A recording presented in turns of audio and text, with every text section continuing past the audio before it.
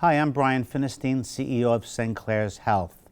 Welcome to Let's Talk Health, and I'm here with Dr. Singh, who's the medical director of our psychiatric services. Welcome, Dr. Singh. Thank you. Thank you for having me. Our pleasure here. Right now, we're going through or have gone through the pandemic, and now we're looking at what's next. What are we doing post-pandemic? And I'd like to focus, at least the beginning, with adolescence. So it's been a challenging time. Again, patients have gone through a lot of physical issues, but mental as well. So what should we be looking at now as we're sort of in that next phase? And again, I'm focusing on adolescence.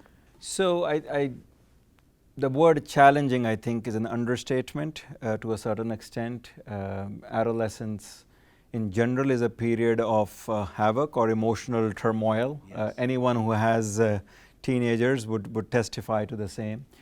I think what the pandemic did was just added to the perfect storm in terms of the emotional dysregulation, if I was to call it. In general, adolescence, people talk about it as a period where there are a lot of physical changes, deeper voice, development of bodily hair, and so on and so forth. But from a mental health perspective, it is also a period where you are transitioning, or a child is transitioning from being a young child to a young adult. But most importantly, it's a period where they believe they know it all, and then comes this pandemic, which pretty much tells you don't know anything. In fact, adults don't know anything. Sure. So it's been a very challenging period. But just to be more specific, I think there are several changes and trends that we have noticed. First and foremost, for teenagers, their friend circle, their friends, that's their life. Going to football games, going to after game party. They develop their first crushes, asking someone out on a date, and that awkwardness. And last year with the pandemic, a lot of these activities ceased, did not exist. Mm-hmm. So I think post-pandemic, as schools have opened up and people are now going out more, it's almost as if that 1 year was missing in their life. It's a period of social adjustment.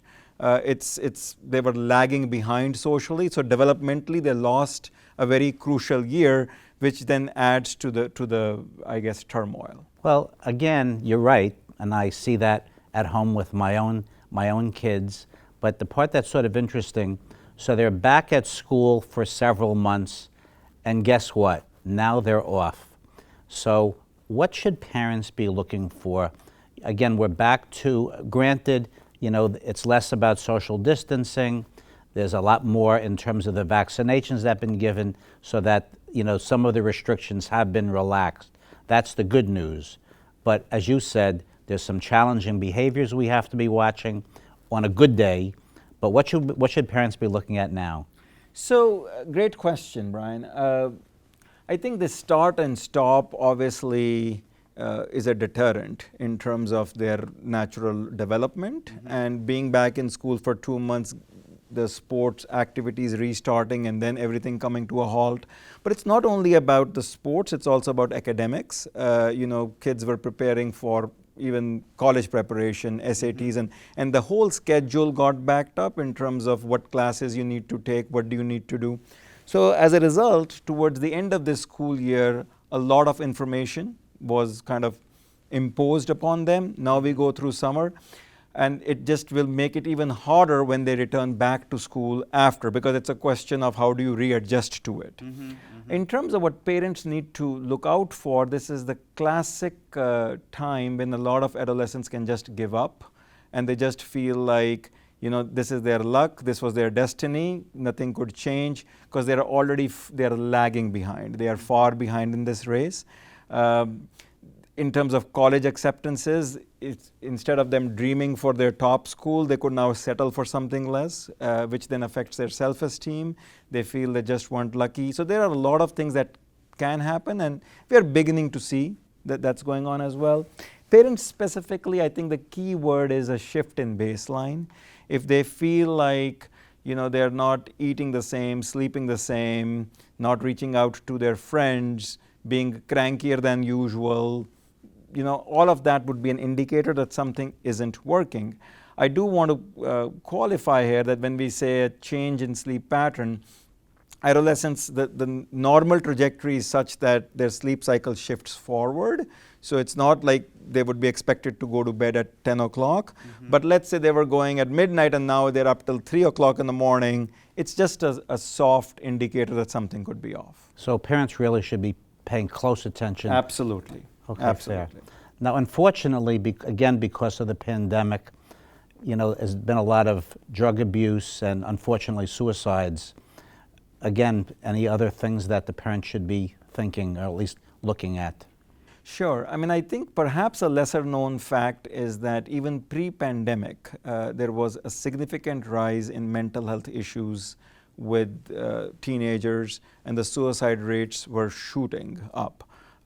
Suicide rates were so high that they only were behind motor vehicle accidents as being the cause of fatality. And what ended up happening with pandemic is, earlier we were talking about there wasn't a social outlet. So now kids were kind of confined to homes, easy access to alcohol and other substances. There is also a general trend, and I don't necessarily want to blame it on the pandemic, but there is more acceptance of marijuana and cannabis in society. But very little is known about its impact, especially on a developing brain. I think things get very confusing when we say, well, it's less riskier than alcohol and all that stuff. But when the brain is developing, it does create a lot of issues. So subsequently, we have definitely seen an increase in alcohol intake. We have seen an increase in cannabis use. It's a well-known fact that an increase in cannabis use leads to decrease in motivation. This is also the time when they're going for their driver license tests and all that stuff. They're driving, and use of any substance delays their reaction time. So then you're creating more issues, potential risks are there.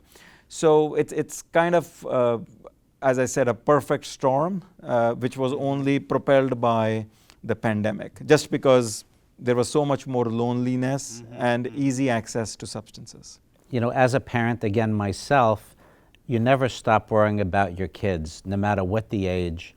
And I guess that's what people are also asking, longer term effects. Anything else that you're looking at a lot. You're looking at changes from, again, that baseline. You're trying to stay in touch but not be overbearing. Any other advice to the parents? So two things. I think on a positive note, I don't want to be extremely pessimistic about everything. Kids in general tend to be very resilient.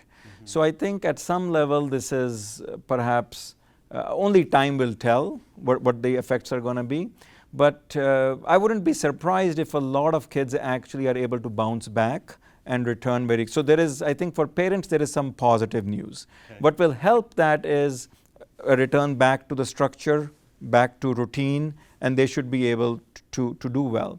The issue is with kids who either had a predisposition to mental health problems, and I think something like this would just perpetuate the problem. So now we will see the problems are more chronic, more intense, more severe, which means that treatment is a lot more or much needed perhaps than any other time in the past. So now I'm going to move from adolescents. How about grade school kids?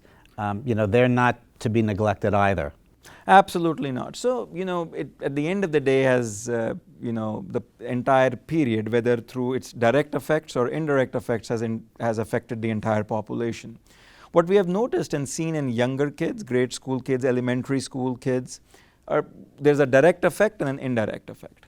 The direct effect is there at that stage where they attribute the cause and effect is very concrete. This causes this. So a lot of kids who had some underlying anxiety or have developed anxiety, virus leads to death. There is nothing in between. So they're very afraid from that perspective.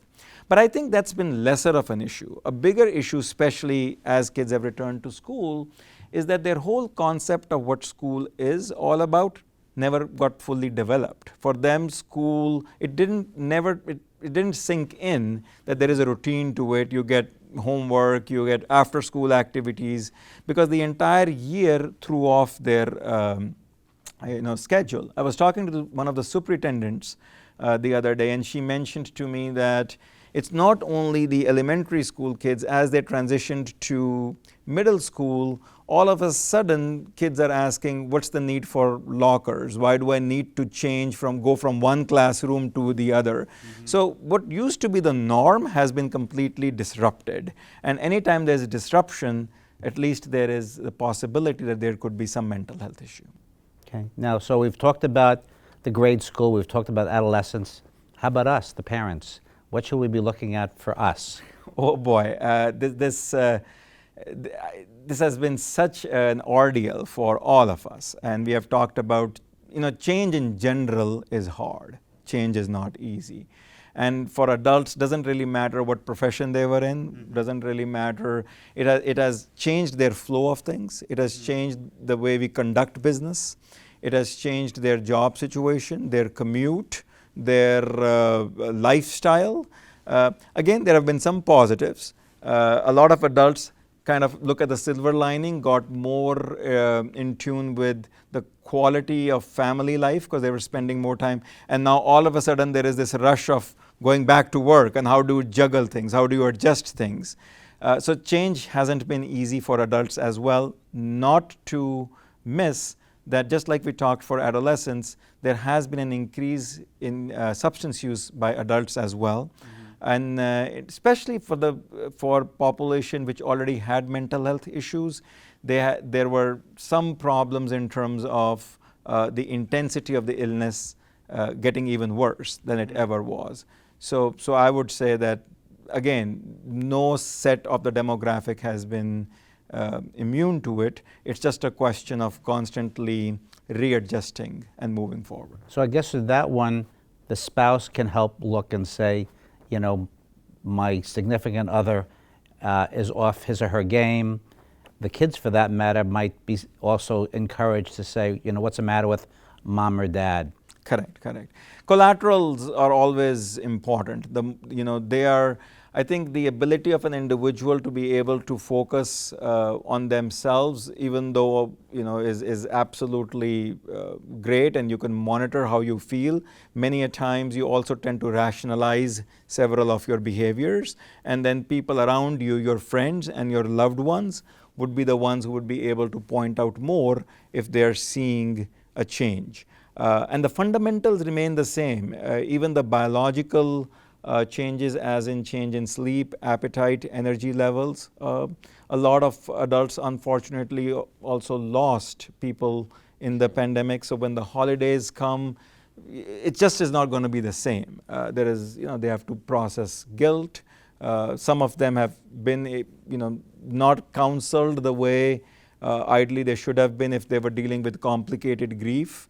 Some of them just weren't able to be with their loved ones. So it's going to take time for everyone to process their feelings as we go forward. But I think I heard you, we should be encouraging the non-immediate family and friends to also be mindful that there may be changes, and they may be helpful as well. Absolutely. In terms of identifying where people are off from the baseline. Absolutely, 100%. We all have to look out for each other.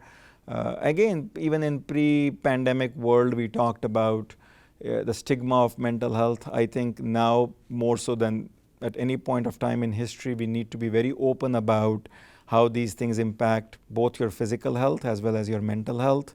And there should be no shame or guilt in seeking treatment. At the end of the day, I know I say it with some bias, but the brain is the most important organ in the body. So you got to take good care of itself as well.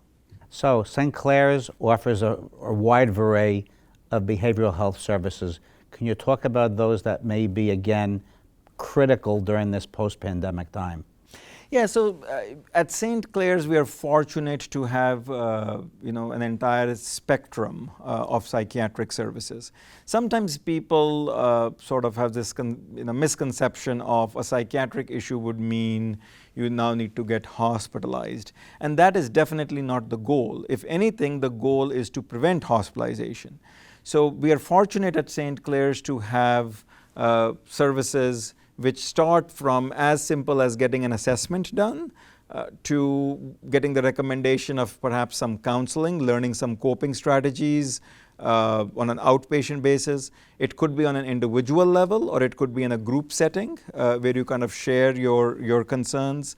And then obviously, depending upon where things are at, it could be at the level of a partial or enhanced outpatient program where we are seeing an individual multiple times a week, to a partial hospital level where they're being seen for a few hours, let's say 3 hours on a daily basis, to eventually an inpatient level of care. So the idea is, when in doubt, get an assessment and take it from there. And we are very happy to say you are in good shape, but if not, then help is available. Thank you. Dr. Singh, your insight is invaluable. Are there any other closing thoughts you might have for our viewers? I think I'll again like to end on a note of optimism. We definitely went through a difficult period, but if you look at the history of mankind, we have, the human brain is such, we always learn from challenges, we evolve. There is no doubt that we will be able to do so.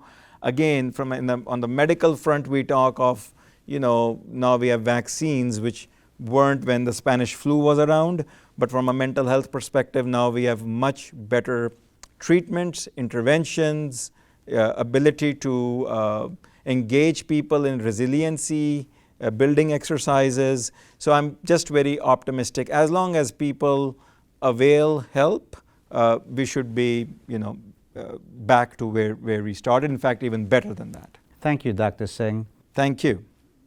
Please look on our Facebook page for the airing of this episode. For future episodes, you'll be able to get that on our schedule on our website, stclairs.com. And for past episodes, you'll be able to get that on our YouTube, St. Clare's YouTube channel.